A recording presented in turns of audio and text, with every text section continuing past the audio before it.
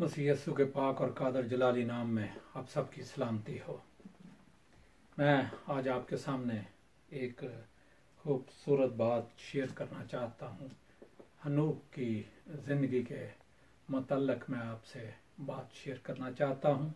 ये 3 सीरियल इसकी मैंने बनाई हैं, 3 पार्ट मैंने बनाए हैं ताकि इस कलाम के बायस हम लोग सीख सकें। जब हम सीखेंगे, मैंने सीखा, मैंने 4 बुक ली, उनमें से देखा, टटोला और उसके बाद इसको आपके सामने बयां करने वाला बना हूँ। जब मैंने बरकत पाई है, मैंने मेहनत करके इसको देखा है, तो आप भी बरकत पाएंगे। अगर आप बरकत पाएं, इस बरकत को दूसरों तक शेयर करें, शायद उनको इस बरकत की ज़रूरत हो। जब हम इस बात पर गौर करते हैं कि हमने बरकत पाई है, तो फिर दूसरे भी बरकत पाएं। ये पानी भी चाहिए, ये तो हक बनता है कि हम खुदा का कलाम है और खुदा के कलाम को हम दूसरों तक शेयर करें। मैं अपनी आयत की तरफ पढ़ता हूँ। पैदाइश 5 बाब और उसकी 24 आयत है। और हनूक खुदा के साथ साथ चलता रहा और वो गायब हो गया, क्योंकि खुदा ने उसे उठा लिया। खुदा ने हनूक को उठा लिया। अब जो इब्रानी में इसका मतलब जो बयां किया जाता है, उसका मतलब इब्रानी में यूं बनता है, तकदीस किया हुआ। इसके नाम का एक शहर भी वहां के लोगों ने बनाया, क्योंकि ये एक हाकम आदमी था, इसलिए वह इसके नाम से शहर भी बनाया। और ये आदम की 7वीं पुश्त से ताल्लुक रखता था। 7वीं पुश्त से ये हनूक था। अब इसके बारे में जो कलाम मुकद्दस की गवाही है कि वो खुदा के साथ साथ चलता रहा, ये लफ्ज सिर्फ हनूक और नूह के लिए इस्तेमाल हुआ है कि ये खुदा के साथ साथ चलते रहे। खुदा के साथ चलने वालों में से हनूक और नूह भी था, जो कि चलता रहा। हनूक ईमान के बायस उठा लिया गया। उसका ये ईमान था, खुदा ने उससे बात की, उसका ईमान था और वो उठा लिया गया। इब्रानियों 11 बाब और उसकी 5 और 6 आयत अगर पढ़ें, तो उसमें हमें साफ जिक्र मिलता है। पालूस रसूल इसके ईमान का जिक्र करता है। पालूस रसूल एक पढ़ा लिखा शख्स था, एक दाना शख्स था, इल्म रखने वाला शख्स था, इसलिए वो इसके ईमान का जिक्र किए बगैर नहीं रहा। उसने इसका नाम मेंशन किया, इसलिए कि ये ईमान से खुदावंद के साथ चलता रहा और ईमान ही से ये उठा लिया गया। हनूक के बारे में बहुत सी किताबें मौजूद हैं जो कि बताती हैं कि वो खुदा के साथ साथ चलता था। बहुत सी बुक्स हैं और मुफस्सरीन ने बहुत कुछ इसके बारे में लिखा है और बहुत सी रवायात इसके बारे में पाई जाती हैं। क्योंकि ये उठा लिया गया, इसलिए बहुत सी रवायात जो हैं इनसे मंसूब हैं हनूक से। ये इसकी क्या वजह थी कि ये कामयाब शख्स था और खुदा इससे प्यार करता था कि ये, मैं एक छोटी सी बात आप तक पहुंचा दूं कि बागे अदन में लुंगियों का जिक्र है, लेकिन तालमूद अगर इसको देखा जाए तो वो कोट का जिक्र करती है। ये कोट इस तक भी पहुंचा और ये क्योंकि खुदा के हाथ से था, इसलिए जब इसके पास आया तो खुदा की कुदरत ने शायद इस पर बड़े जोर से काम करना शुरू कर दिया। ये शरारत से नफरत करता था। अब लफ्ज जो शरारत है ना, ये क्या है? सियासत करनी, उसको उसके खिलाफ, उसको उसके खिलाफ, और शरारत करनी, चुगली करनी, बखीली करनी, दूसरे को नाकाम करना, किसी की टांगें खींचना। आज खादम भी इस तरह करते हैं, टांगें खींचते हैं। क्यों टांगें खींचते हैं? इसलिए कि शायद वो अपने आप को बड़ा कुछ समझते हैं, लेकिन ये नफरत करता था इन सारी बातों से जो सियासत की, नाकामी की, महरूमी की थी। और ये कादर मुतलक की राहों पर चलता था। इसके पास इल्म था, इसके पास मार्फत की बात थी, इसके ये वफादारी के साथ चलता था खुदा के साथ, इसलिए इसके पास इल्म खुदा का इल्म था, और खुदा का इल्म मार्फत का इल्म होता है, वो किसी इंसान की देन नहीं होती। ये जो आम बुक्स लोग पढ़ते हैं, बहुत से मुफस्सिरीन ने बहुत सी किताबें लिखी, हिस्ट्री पे लिखी, ज्योग्राफी पे लिखी, मैथ पे लिखी, चांद सितारों पे लिखी, लेकिन ये खुदा की मार्फत की बातें करता था और इसने हिकमत खुदा से ली। पर ये क्यों हुआ? वफादारी। अगर मैं और आप खुदा के साथ वफादार हैं तो हमें भी ये बरकत मिल सकती है, इसलिए इसको ये बरकत मिली। और ये तीसरी बात जो इसकी आती है वो ये है कि ये लोगों में मिलजुल के नहीं रहता था, ये अलहदा रहता था, और अलहदा रहने की वजह सालों साल ये अलहदा लोगों से जुदा रहा, अलहदा रहा, और गोशा नशीनों की तरह तन्हा जिंदगी बसर की, तन्हा जिंदगी बसर करता था। उसकी वजह यह थी, शायद ये चुगलियां, बखीलियां, नाकामियां, महरूमियां जो लोग करते हैं उनसे बचना चाहता था, इसलिए ये लोगों से दूर रहता था। इसलिए दूर रहता था कि ये खुदा के साथ राब्ता में रहता था, शायद लोग राब्ते में नहीं रहते थे, इसलिए ये जुदा रहता था। फिर उसके बाद हनूक अपने कमरे में एक दिन बंद था। नंबर 4, कमरे में बंद था और दुआ कर रहा था। और जब ये दुआ कर रहा था तो खुदा का फरिश्ता इसके पास आया और आके इसे कहा, हनूक हनूक। इसने कहा, मैं यहां हूं, मैं मौजूद हूं। अपने कमरे में ये दुआ कर रहा था और ये अपना कमरा बंद करके दुआ करने वाला शख्स था, इसलिए खुदा का फरिश्ता इसके पास पैगाम लेकर आया। आज भी तो पैगाम हमें आते हैं, शायद हमारे कान हमारे बंद होते हैं, हम सुनना नहीं चाहते इन बातों को। खुदा हमसे बात करना चाहता है, लेकिन अगर हम टाइम निकालेंगे तो फिर खुदा हमसे बात करेगा। इसने 5वीं बात इसने पता क्या कहा? इसने कहा, उठ तन्हाई से निकल बाहर। ये जो तन्हाई में रह रहा है ना, यहां से बाहर निकल, तेरा काम नहीं है इस तन्हाई में रहना, निकल इससे बाहर और लोगों के दरमियान जा।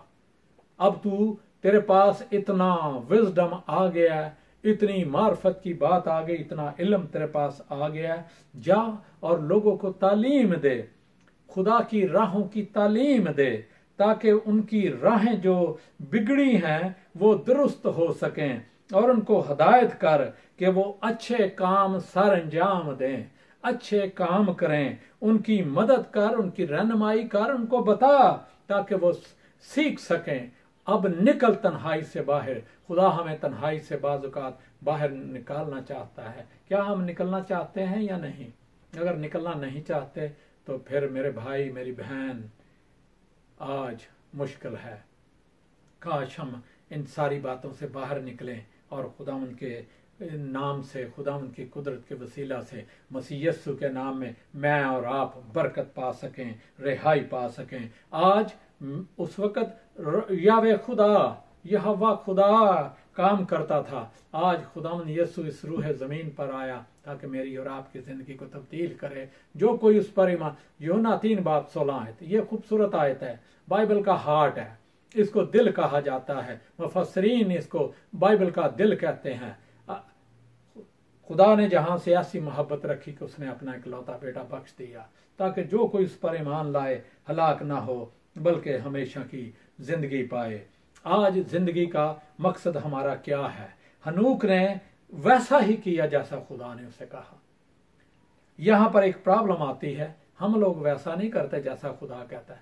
खुदा कहता है नैनवा को जा, यूना को, वो कहता है मैं तरतीस को जाऊंगा क्योंकि मेरा अपना गोल है, मेरा अपना तरीका है।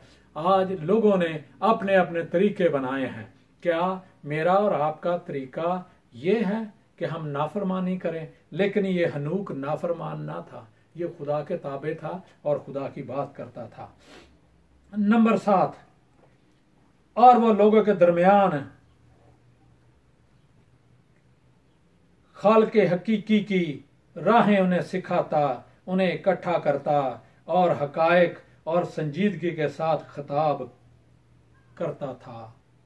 उसने अपने पैरोकारों से कहा, जो मैं तुमसे कहूं जो तुम मुझसे सीखो, जो मैं तुमसे कहता हूँ वो तुम औरों को भी बताओ, जो भी तुम्हें मिले औरों को भी बताए। आज प्रॉब्लम ये है, हम ये खुदा का कलाम जानते सीखते हैं, हम दूसरों को बताते नहीं। मेरी रिक्वेस्ट ये है, अगर आपको इस कलाम के बायस बरकत मिले तो ये कलाम दूसरों तक शेयर करें, ताकि दूसरे भी बरकत पा सकें, दूसरों में भी ठहराव आ सके, दूसरे भी मसाइल से बाहर निकल सकें। आज दुख है, तकलीफ है, परेशानी है, बीमारी है, खौफ है, दहशत है, बाहर निकलें तो बाहर हमें और प्रॉब्लम नजर आती है, घर में हमारी और प्रॉब्लम है, फैमिलीज में प्रॉब्लम है, बच्चों में प्रॉब्लम है, दुख पाया जाता है। ये वजह ये है, हम खुदा के साथ खुदा के हुक्मों को नहीं मानते। और ये हनूक खुदा के हुक्मों को सिखाता रहा और लोग सीखते रहे, और हनूक ने नस्ल इंसानी पर हुक्मरानी की। उसने और लोग इसका हुक्म मानते थे, लोग इसका हुक्म मानते थे। शहजादे, हुक्मरान इसका हुक्म मानते थे। इसका हुक्म इसलिए मानते थे और इसकी इताअत करते थे, इसके आगे झुकते थे, इसलिए झुकते थे कि ये खुदा का बंदा था, ये खुदा से मार्फत की बात लेता था और फिर लोगों के साथ मार्फत की बात करता था। इसलिए नहीं कि वो अपनी सियासत से बात करता था, वो खुदा के दिए हुए कानून, खुदा के कलाम से, खुदा की मार्फत से, खुदा की हिकमत से लोगों को सिखाता। इसलिए शहजादे और हाकम भी इसके सामने झुक जाते। और इसने इसका जो नंबर 9 पे जो बात है मेरे पास, इसने 353 साल हुकूमत की बनी नौ इंसान पर। उस वक्त, उस दौर में इसने हुकूमत की, और इसकी हुकूमत में जमीन पर अमनो अमान रहा। 10वीं बात है, अमनो अमान रहा इसकी दौरे हुकूमत में। आज हम जो माँ बाप हैं, पेरेंट्स हैं, क्या हमारी बच्चे अमन सुकून से रहते हैं? क्या मुआशरे में सुकून है? क्या हुकूमतों में सुकून है? आज सियासी हुक्मरान जो हैं एक दूसरे के खिलाफ बात करते हैं, हम बेहतर हैं, वो बेहतर नहीं।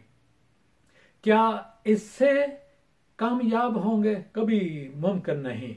जब भी कामयाब कोई होगा तो वो खुदावंद की कुदरत के बायस होगा, खुदावंद के नाम के बायस होगा, खुदावंद की सिखाई हुई बातों को सीख कर उसके मुताबिक अमल करने से वो कामयाब होगा, वो हाकम भी होगा, कामयाब भी होगा। लेकिन अगर नहीं तो फिर ये अजीजों बात बड़ी मुश्किल है। आखिरी बात आपसे जो शेयर करना चाहता हूं, 11वीं बात ये है कि आदम मर गया। 7वीं पुष्ट से था, आदम मर गया। और आदम जब मरा तो आदम को शेत, हनूक, मतुशला ने बड़ी इज्जत के साथ मगफिल्ला की गार में दफन किया, बड़ी इज्जत के साथ दफन किया, क्योंकि नस्लों 7वीं नस्ल से था और ये चलते आ रहे थे। एहतराम किया और उन्होंने इसको दफन किया। अब क्योंकि आदम ने नेक व बद का फल खाया था, इसलिए नस्ल इंसानी का यही तरीका रहा कि वो इसी तरह मरे, और आज तक इसी तरह इंसान मर रहा है। हम लोग इसी तरह मर रहे हैं। लेकिन मैं जब इसकी उम्र थी 253 साल, तो आदम उस वक्त मरा। आज अजीजों मेरे पास, आपके पास खुशखबरी है, गुड न्यूज है। गुड न्यूज पता क्या है?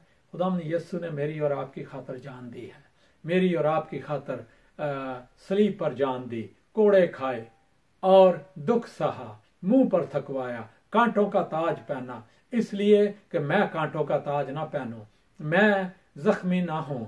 मेरे जो दुख हैं वो मुझे जख्मी करते हैं, मैं दुख ना उठाऊं। जब मैं खुदावंद यीशु के कदमों में आ जाऊंगा, आप आ जाएंगे, तो फिर मैं और आप बरकत पाएंगे, मेरी और आपकी तसल्ली होगी। मेरा और आपका जिम्मेदार, मेरा और आपका खुदावंद यीशु होगा। नबियों ने बड़ा काम करने की कोशिश की, शायद वो नाकाम रहे। आज खुदावन यीशु हमें दावत देता है, मैं आपको दावत देता हूं, आए खुदावन यीशु के कदमों में, अपनी बीमारी को, अपनी परेशानी को, अपने दुखों को, अपनी मुसीबत को, अपनी बेरोजगारी को, अपनी नाकामी को, अपनी परेशानी को, अपने दुख को खुदावन के कदमों में रख दे, आपको सुकून मिलेगा। ये मैं रिक्वेस्ट करता हूं आपसे, आए खुदावन यीशु के साथ और इस पैगाम को दूसरों के साथ शेयर करें। शायद दूसरों के लिए आप नजात का बायस बन सकें, उनकी जिंदगी में ठहराव आ सके। मैं दूसरे पार्ट पे आपको बताऊंगा कि इसकी दवाइया जिंदगी कितनी है। तीसरे पार्ट पे कि लोग इससे कितना प्यार करते थे। ये 3 पार्ट की सीरियल है, इसमें आप बरकत पाएंगे। बहुत सारी तालीमी बातें हैं, आप सीखेंगे और बरकत पाएंगे। खुदावन आज के कलाम के बायस आपको और मुझे बरकत बख्शे, यीशु के नाम में आमीन।